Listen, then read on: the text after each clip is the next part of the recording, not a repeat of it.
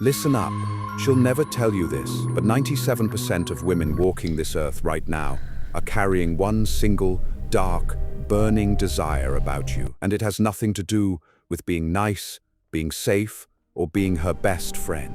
It's the one thing that makes her heart race when she's alone at night, scrolling through your photos, replaying your voice in her head. Most men will live their entire lives without ever triggering it. They'll buy the flowers, send the long texts, play the perfect gentleman, and still watch her eyes glaze over and her attention drift to the guy who barely tries. Because here's the brutal truth they don't teach in school or on Instagram. Women don't fall for the man who gives them everything. They become obsessed with the man who awakens this hidden craving inside them. Stay with me. I'm about to hand you the exact psychological key that unlocks it. And once you understand how it works, every conversation, every date, every late-night text will feel completely different. But I have to warn you right now, this isn't soft, feel-good advice. This is raw power dynamics. This is what actually moves the needle in a woman's mind when everything else fails. If you're still stuck in the just be yourself and she'll come around mindset, you might want to click away, because what I'm about to show you can't be unseen. And once you start using it, she won't just like you. She'll feel pulled toward you in a way she can't explain, even to her closest friends. Let's get into it. Picture this. You're out with her. The conversation is flowing. She's laughing, touching your arm,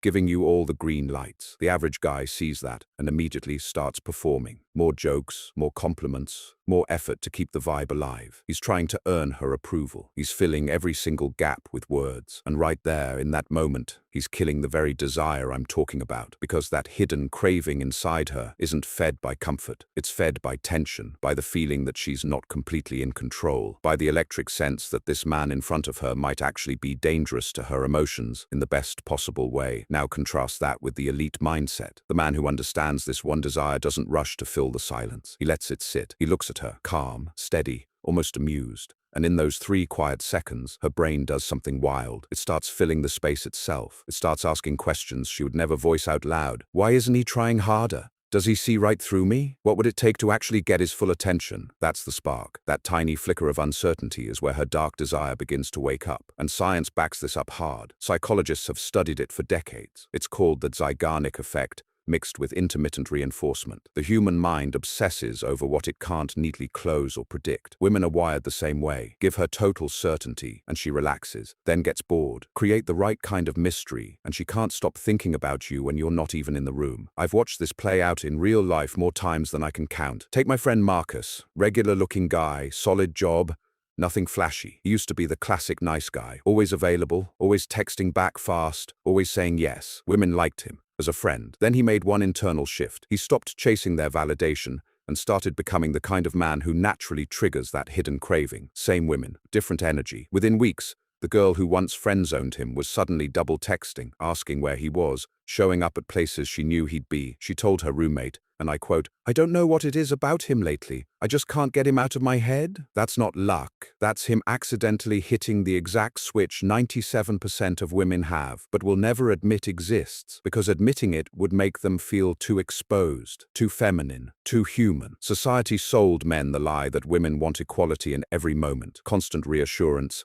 and zero tension. But deep down, in the part of her brain that still runs on ancient instincts, she craves the opposite in her romantic life. She craves the man whose presence makes her feel a little off balance, a little smaller in the best way, a little desperate to earn his full focus. And here's where it gets really interesting. This desire isn't about looks, money, or height. It's about polarity. It's about you stepping into the masculine frame so cleanly that her feminine side has no choice but to respond. It's about you stepping into the masculine frame so cleanly that her feminine side has no choice but to respond. The weak man tries to match her energy, to be on her level, to make everything 50-50. The strong man holds his frame so solidly that she feels the gravitational pull. And that pull is exactly what awakens the dark desire I'm revealing today. I'm going to break down exactly how to trigger it in the next few minutes. The subtle behaviors, the exact words, the mindset shifts that make it automatic. But before we go deeper, understand this. Once you flip this switch, things accelerate fast. She starts investing more. She starts qualifying herself to you, and the power flips without you ever having to ask. That's the part most men never experience. They stay in chase mode forever. You're about to step out of it. So let's name it clearly. This one dark desire that 97% of women carry, but will die before admitting out loud, is this. She wants to feel chosen by a man who doesn't need her. She craves the experience of being selected,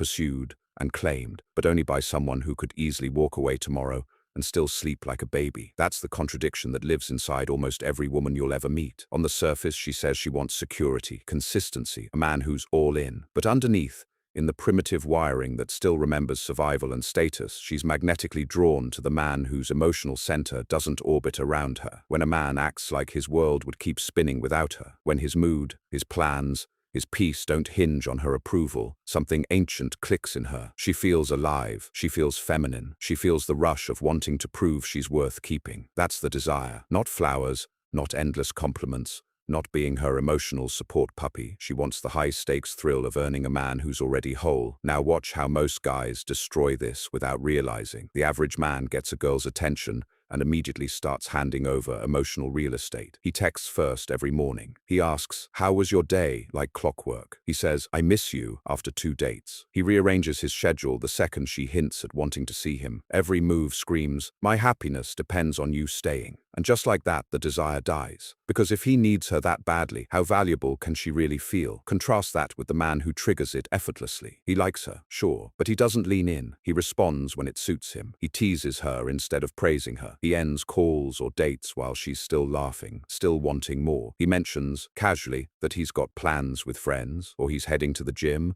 or he's working late on something important to him, not to make her jealous, just because it's true. And suddenly she's the one wondering, is he thinking about me right now? Does he even care if I text back? Why does he seem so fine without me? That uncertainty isn't pain, it's fuel. It's the exact chemical cocktail that turns "he's cute" into "I can't stop thinking about him." I've seen quiet, average-looking guys flip entire dating dynamics with this one realization. One client, let's call him Jake, was 29, decent job in marketing, 5 feet 10 inches, nothing model tier. He used to chase hard, long messages, planning elaborate dates, getting ghosted or breadcrumbed constantly. After we drilled this down, he made the switch. First date with a new girl. Great chemistry. She's laughing, touching his arm. Old Jake would have texted her goodnight the second he got home, followed by, "Had a great time. When are you free again?" New Jake waited until the next afternoon, sent one line, "Still smiling about that story you told." Dangerous talent. No question mark. No begging for response. She replied in 9 minutes, then kept the thread going herself. By date 3, she was the one suggesting times, sending voice notes, asking what he was up to. She later confessed, after a few drinks, "I don't know why, but I feel like I have to step up my game with you." That's her dark desire speaking. She wasn't saying she wanted a jerk. She was saying she wanted to feel the weight of a man's standards. She wanted the version of herself that rises to meet real masculine presence. Now here's where it gets practical. You don't need to become cold or play games to trigger this. You trigger it by living it. 3 core shifts separate the men who get chased from the ones who chase forever. Shift 1. Own your attention like it's gold. Stop scattering it. When you're with her, be fully there. Eye contact, listening, calm energy. But when you're not, vanish emotionally. No random thinking of you texts, no liking every story, no checking who viewed yours. Your attention becomes rare, therefore valuable. Women feel this shift instantly. They start wondering why you're not like the others who flood her phone. That wondering is step 1 of obsession. Shift 2. Set quiet, unshakable standards. You don't argue, you don't lecture, you just hold the line. She flakes last minute. You don't guilt trip. You say, "Cool, catch you another time," and go silent for a few days. She talks over you. You don't fight. You pause, look at her calmly, then change the subject or end the interaction. Small boundaries like that scream, "I respect myself more than I fear losing you." And respect is the soil where that dark desire grows fastest. Shift 3. Speak her future in hints, not promises. Don't say, "We should do this forever." Say things like, "You'd look killer in the passenger seat on a late-night drive up the coast," or, "I can already tell you'd hate losing at mini-golf. We'll have to test that soon." Plant the image, then pull back. Let her imagination do the heavy lifting. Every time she drives past the coast or sees a putt-putt sign, you're in her head. That's called future pacing. And it's one of the most powerful non-verbal ways to embed yourself in her mind. Do these 3 shifts consistently, and you'll notice the change in days, not months. Her texts get longer. She starts qualifying herself. "I'm not usually like this, but..." She invests time, energy, emotion, because the desire isn't to be loved by everyone. It's to be chosen by the one man who doesn't choose easily. Now let's get real about what happens when you actually start living this way. Because theory is one thing, results are another. Most men who hear this stuff nod, feel a little fired up, then go right back to their old patterns the second a pretty girl smiles at them. They cave, they overtext, They apologize for nothing. They hand the frame back on a silver platter, and the desire they briefly sparked, it flickers out. Here's the difference between the guys who get results and the ones who stay stuck. The winners treat this like a lifestyle upgrade, not a temporary trick. They don't do it to win one girl. They do it because it feels more authentic to who they are becoming, stronger, calmer, more centered. So let's talk about the real-world signs you're hitting the mark. Sign 1. She starts qualifying herself without you asking. You'll hear phrases like, "I'm not usually this forward. I don't normally text guys first, but I cancelled plans with my friends tonight," because she's explaining herself to you. That only happens when she feels your approval is something worth earning. Sign 2. The energy becomes uneven, in your favor. She initiates more contact. She sends memes or songs that reminded her of you. She asks questions that dig deeper. What's something you're really passionate about? Instead of surface-level small talk, she's investing emotional labor because she senses you won't do it for her. Sign 3. Subtle tests start showing up, and they feel different. She might pull back a little to see if you chase. She might mention another guy casually. "This guy from work keeps asking me out." Old you would panic, get jealous, or try to one-up him. New you stays unbothered. You smile lightly and say something like, "Sounds like he's got good taste. Hope he can keep up." Then change the subject. That non-reactive calm is rocket fuel to her desire, because it proves what she already suspects. You really could walk. Sign 4, and this is the big one. She starts showing vulnerability faster than normal. Not the fake, "I'm so crazy LOL" stuff. Real stuff. She tells you about a fear, a past heartbreak, a dream she's scared to chase. Why? Because your steady, non-needy presence makes her feel safe enough to drop the mask. Ironically, the less you try to fix her or be her savior, the more she opens up. That's when the bond goes from attraction to something deeper and stickier. But let's talk about the risks, because power like this comes with shadows. First risk, she might label you emotionally unavailable or a player at first. That's just her brain trying to protect itself from feeling too much. Don't defend yourself. Don't explain. Just keep showing up as the man who has his own life. The ones who matter will stay and rationalize it later. He's just focused. That's actually really attractive. Second risk, you might attract women who are more chaotic or avoidant. The ones who thrive on tension sometimes have their own wounds. That's why frame is non-negotiable. You hold standards. You walk if disrespect shows up. You don't fix broken people. You let them fix themselves or leave. Third risk, the sneakiest. You start enjoying the chase more than the connection. Some guys get addicted to the validation of being desired. They keep multiple women orbiting, never committing, because the high of triggering that dark desire feels better than intimacy. That path leads to emptiness. Real strength is knowing when to claim what you actually want, fully, without apology, after she's earned it. Use this power to build something real, not to collect trophies. Now, the mindset piece most people skip.